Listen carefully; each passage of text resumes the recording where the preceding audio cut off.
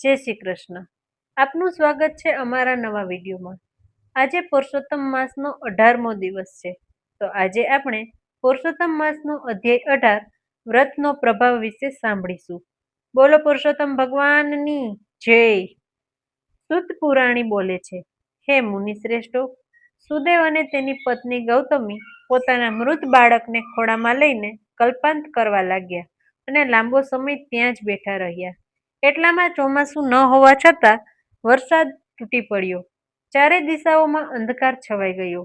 પવન જોરદાર ફૂંકાવા લાગ્યો. વીજળીના ચમકારા થવા લાગ્યા. 1 માસ સુધી સતત વરસાદ વરસ્યા કર્યો. સુદેવ અને ગૌતમી કંઈ પણ ખોરાક લીધા વગર ત્યાં જ બેસી રહ્યા.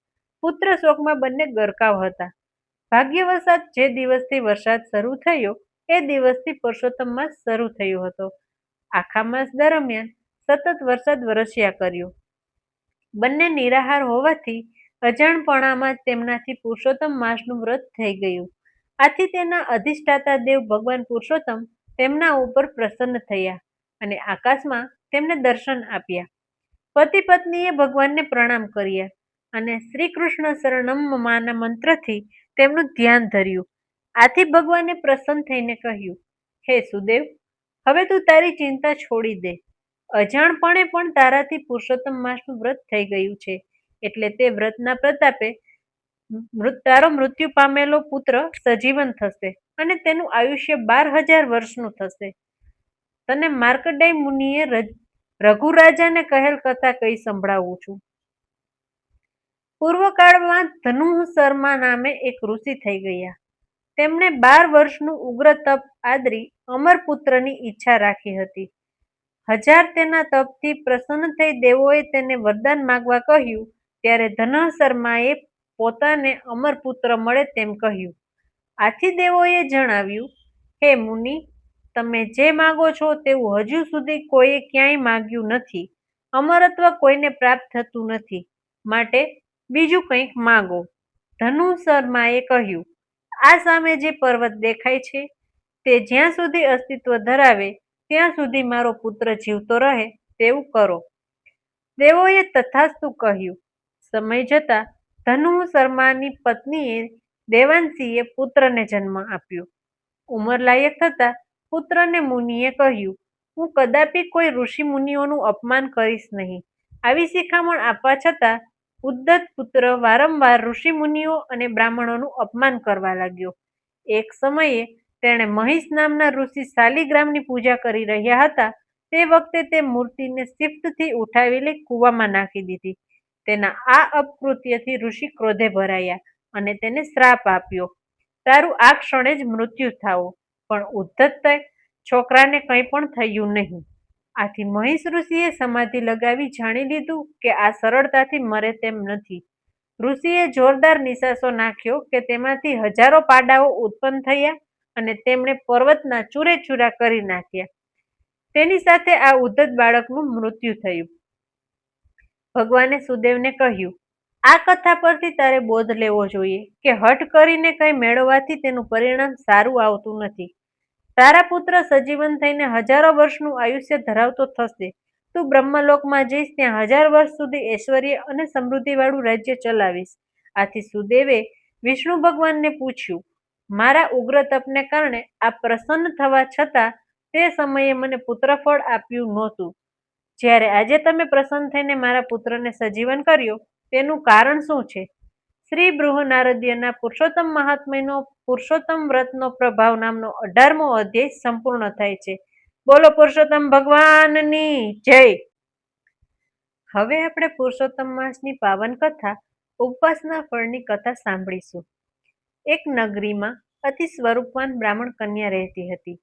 તેને મા બાપ કે ભાઈ બહેન નહોતા. માતા પિતા એને માટે થોડી મૂડી મૂકીને ગયા હતા. તેના ઉપર તે કન્યાનો જીવન નિર્વાહ ચાલતો હતો. તે ઘરમાં એકલી હોવાથી તેણે એક દાસી રાખી હતી. તે 24 કલાક તેની પાસે રહેતી. બધું જ કામકાજ ઉપરાંત કન્યાની દેખભાળ તે દાસી રાખતી હતી. માતા પિતા ધાર્મિક વૃત્તિના હતા. તેનો વારસો કન્યામાં ઉતર્યો હતો. તે આખો દિવસ પૂજાપાઠ, પ્રભુ સ્મરણ, વ્રત નિયમ, કથા વાર્તા સાંભળવામાં ગાળતી હતી. મહિનાના 30 દિવસમાં તે 10 દિવસ નકોડો ઉપવાસ કરતી ને 7-8 દિવસ એકટાણા કરતી. એવામાં પુરુષોત્તમ માસ આવ્યો. બ્રાહ્મણ કન્યાએ પુરુષોત્તમ માસનું વ્રત લીધું. તે રોજ સવારે નદીએ સ્નાન કરવા જાય, કાંઠા ગોરમાનું પૂજન કરે, કથા વાર્તા સાંભળે, ઉપવાસ કરે અને આખો દિવસ પ્રભુ ભજન કરે. દાસી તેમનું કામકાજ કરે અને સવાર સાંજ ભરપેટ ખાય. આમ કરતા કરતા 15 દિવસ વીતી ગયા. દાસી એકાએક માંદી પડી. અંતે એની માંદગી એટલી બધી વધી ગઈ કે તે તો પથારીવશ થઈ ગઈ. ઊભા થવાની શક્તિ પણ તેનામાં ન રહી. રોગ અસાધ્ય હતો, કંઈ ભાવતું ન હતું. બ્રાહ્મણ કન્યાએ ખૂબ સારવાર કરી, વૈદ્યોને બોલાવ્યા. તેમના તરફથી ઘણા ઈલાજ થવા લાગ્યા, પણ માંદગી ઘટવાને બદલે વધતી જ ગઈ. દિવસે ને દિવસે તેમનું શરીર દુબળું થતું ગયું, આંખો નિસ્તેજ થતી ગઈ. મોત નજીક દેખાતા દાસીએ બ્રાહ્મણ કન્યાને બોલાવી અને ક્ષીણ અવાજે કહ્યું, મારો અંત સમય આવી ગયો છે. 22 વર્ષ પાણીમાં ગયા. મહામોંઘો માનવદેહ મને મળ્યો, પણ હું તેનો કંઈ સદુપયોગ કરી શકી નહીં. મેં જિંદગીમાં કોઈ વ્રત કર્યું નથી કે નથી કોઈ દાન પુણ્ય કર્યું કે નથી શ્રી પુરુષોત્તમ માસની ભક્તિ જ્ઞાનધારા પુણ્ય કર્યા. નક્કી મારો વાસ નર્કમાં જશે.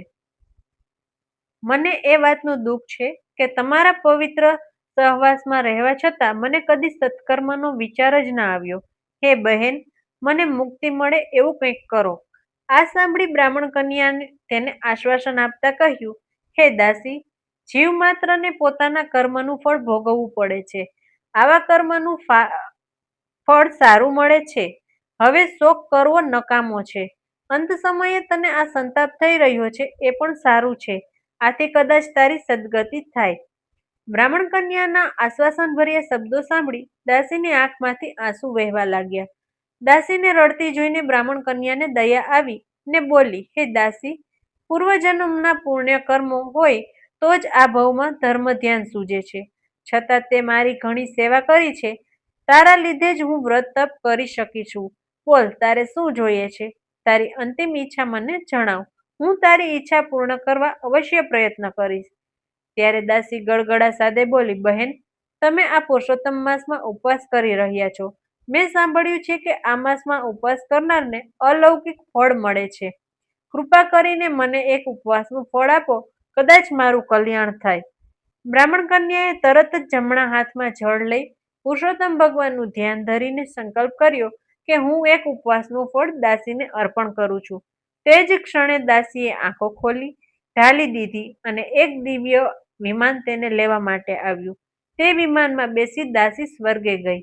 એક દિવસના પુણ્ય બળે દાસીએ ઘણા સમય સુધી સ્વર્ગ ભોગવ્યું. ત્યારબાદ તેનો જન્મ કાશીના રાજાની રાણીના ખોળે થયો અને રાજકુંવરીનું સુખ ભોગવવામાં મળ્યું. આખી જિંદગી સુખ સમૃદ્ધિ ભોગવી તે અંતે વૈકુંઠ પામી. બોલો પુરુષોત્તમ ભગવાનની જય.